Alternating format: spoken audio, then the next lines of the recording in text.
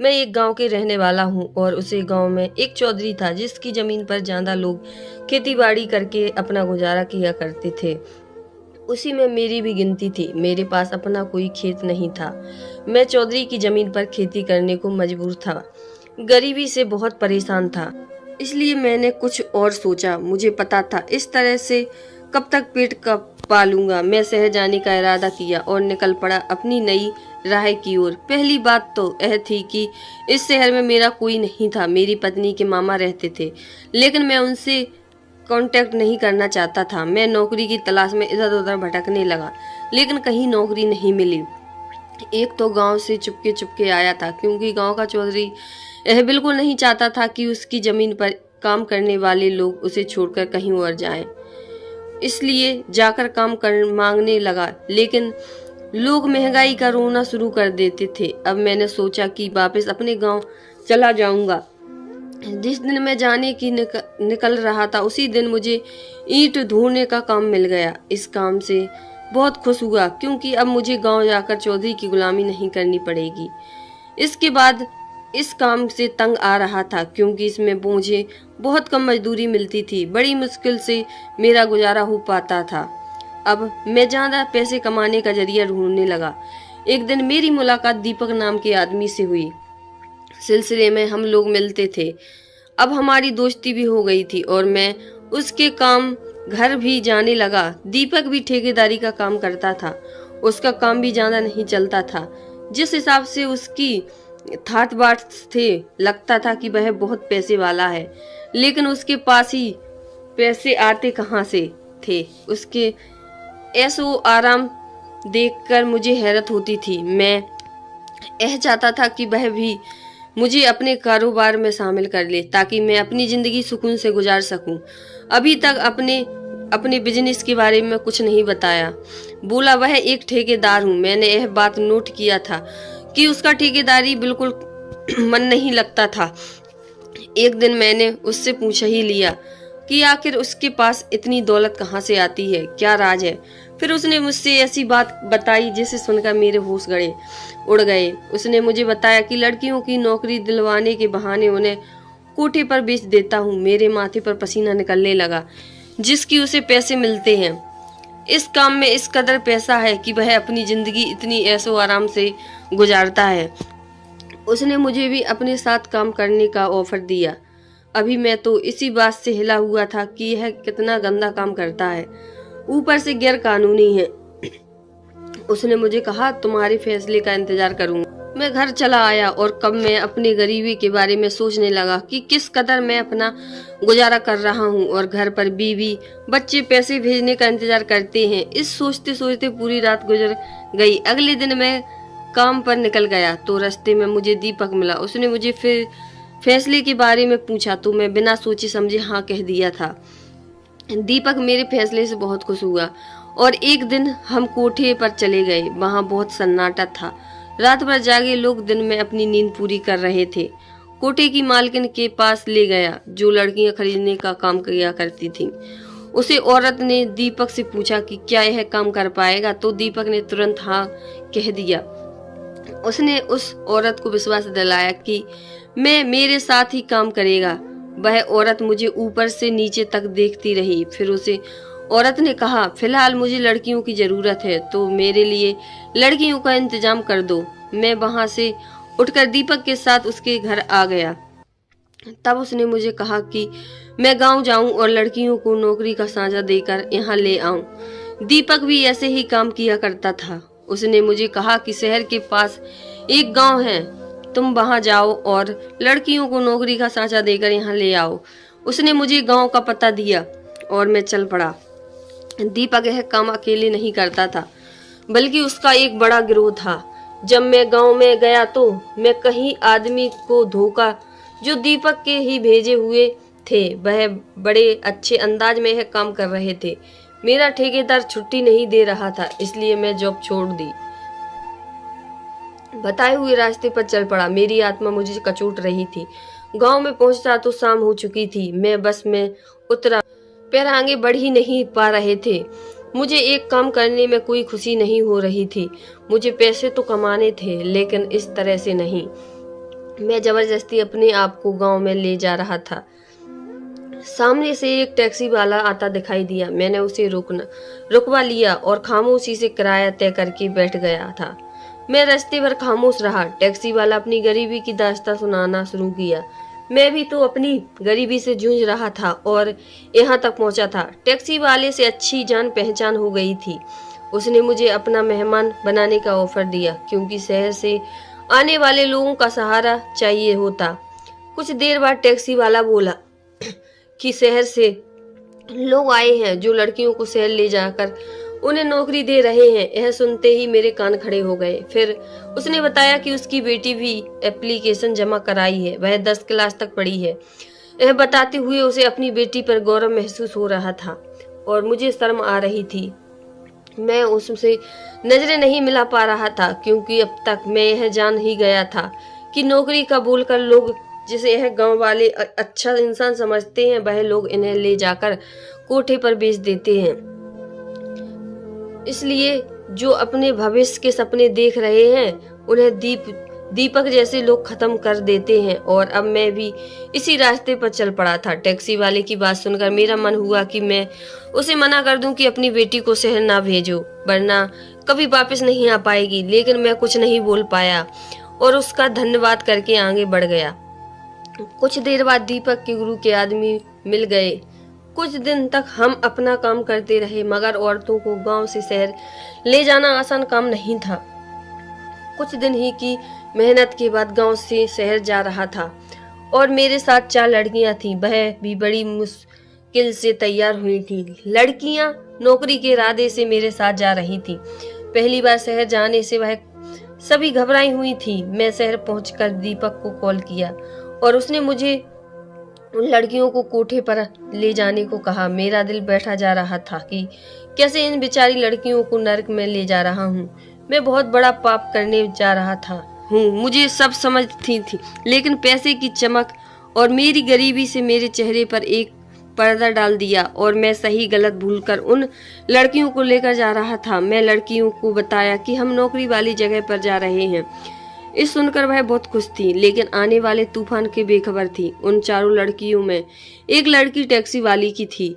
मैं उन्हें लेकर कोठे पर पहुंचा तो रात का समय था, लेकिन कोठी पर रात में भी दिन नजर आ रहा था। कोठे पर पहुंचकर सभी लड़के एक दूसरे को देख रही थीं, लेकिन कुछ बोल नहीं रही थी। कोठे को चारों तरफ देखती जा रही थी। ना वह सभी ग्राहकों की नजर उन लड़कियों पर पड़ी, बोले अपनी आकर्षित कर रही थी। दीपक भी वहीं मौजूद था।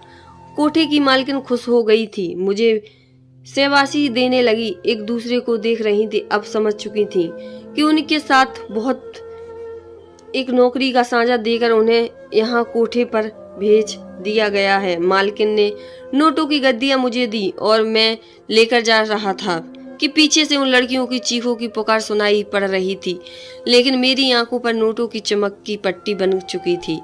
इन पैसों से मेरे जमीर को मार दिया था। मैं उसकी चीख पुकार को परवाह किए बगैर आगे निकल चुका था। अब भी धीरे धीरे इस काम में माहिर हो गया था। कौन सी लड़कियां और औरतों को लेकर आता और उन्हें कोठे पर बेच देता। मालकिन मेरी इस काम से बहुत खुश होती। मैं हर बार अच्छा माल लेकर आता और मालकिन मुझे हर नोटों की गड्डियां देती। मैं उन पैसों को अपनी बीवी के पास भेज देता कि पुकार मुझ पर कोई असर नहीं डालती थी। मेरे अंदर सारे एहसास और जज्बात मर चुके थे। मुझे अब सिर्फ पैसे से मतलब था। मुझे काफी समय गुजर चुका था। मैं घर जाना चाहता था। दीपक ने मुझे इजाजत दे दिया। उसने कहा कि अपने गांव से शिकार रहना। मैं शैतानियत से सिर हिला दिया था। बहुत सालों बाद मैं अपने गांव जा रहा था। वैसे तो मैं हर महीने पैसे भेजता था, लेकिन अब थाट से गांव जा रहा था। जैसे ही मैं अपने घर पहुंचा, मेरी बीवी बच्ची ने बहुत अच्छे से स्वागत किया। बच्चे अब बड़े हो गए थे। मेरे घर के हालात भी पहले से काफी सुधर गए थे। मेरे घर में महंगे महंगे सामान थे। मेरे घर की काया पलट चुकी थी। जब मैं गांव से था तो खाने के लिए लाले पड़े थे, लेकिन अब सब कुछ बदल गया था और यह सब इन पैसों की बदौलत हुआ था जो मैं शहर जाकर भेजता था। मेरा बेटा भी अब जवान हो रहा था। उसने कहा कि मैं भी आपके साथ शहर जाऊंगा और पैसे कमा लूंगा। मैं उसे डांट कर चुप करा दिया। फिर मेरी नजर मेरी पत्नी की बहन पर पड़ी। वह बचपन से ही हमारे साथ ही रह रही थी, क्योंकि मेरी बीवी की माँ बाप अब इस दुनिया में बहुत पहले से गए थे। तब से मेरी साली हमारे घर ही रहने लगी, लेकिन अब वह जवान हो गई थी, लेकिन वह दिमागी रूप से कमजोर थी। उसके अंदर बचपन भरा हुआ था। कुछ दिन गांव में रहा। अब मेरे पास पैसे भी खत्म हो रहे थे। वह कहते हैं ना कि हराम के पैसे से कभी बरकत नहीं होती है। मेरे साथ भी यही हो रहा था। अब मुझे नया शिकार ढूंढना था। सबसे आसान शिकार मुझे मेरी साली ही नजर आई। मेरे शैतान दिमाग में है आने लगा, क्योंकि वह बेहद खूबसूरत थी। उसे जो देखा पागल हो जाता था। बहुत सालों से यह मुझ पर बोझ बनी हुई थी। पहले ही क्या कम खर्च थे जो इसने और बढ़ा रखे थे। मैंने यह सोच लिया था और मेरी पत्नी को शीशे में उतारना था, क्योंकि वह बहुत सिंपल आम सी लड़की थी, ज्यादा दिमाग नहीं लगाती थी। एक दिन मैंने अपनी पत्नी से कहा कि तुम्हारी बहन का दिमाग का इलाज शहर में हो जाएगा। वहाँ बड़े काबिल डॉक्टर हैं जो इस तरह के लोगों का इलाज करते हैं। वह भी झूठ बोला कि कई लोगों को अस्पताल से ठीक होकर देख है। मेरी बात सुनकर मेरी पत्नी सच में पड़ गई, क्योंकि वह अक्सर अपनी बहन को लेकर परेशान रहती थी। उसका क्या होगा?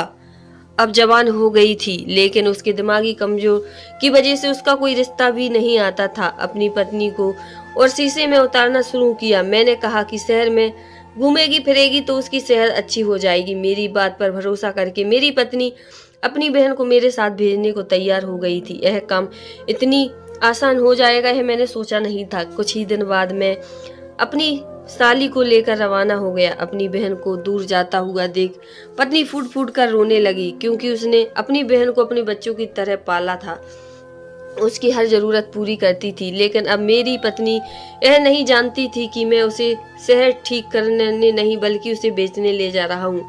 अगर इस बात का जरा सा भी भनक लग जाती तो वह मुझे पुलिस के हवाले कर देती। अपनी साली को लेकर बस में सवार हो गया। रास्ते पर वह खेत खलियान देखकर खुश हो रही थी और मुझे बहुत सवाल कर रही थी, लेकिन मैं उसकी बात का जवाब नहीं दे रहा था। उल्टा उसके सवाल मेरा दिमाग खराब कर रहे थे। मैं यही सोच रहा था कि जल्दी से इस मुसीबत से छुटकारा मिले। शहर पहुंचते ही हमें शाम हो गई थी। चाहता था कि मेरी साली हमेशा के लिए मेरी जिंदगी से दूर हो जाए। मैं अपनी साली को लेकर दीपक के घर की तरफ बढ़ गया। उसने मुझे देखा और साथ में एक लड़की, तो उसे लगा कि मैं किसी लड़की को नौकरी का सांचा देकर लाया हूँ। लेकिन जब मैंने उसे बताया कि मेरी साली है और मैं इसे बेचने लाया हूँ, तो वह मुझे देखकर हक्का बक्का रह गया।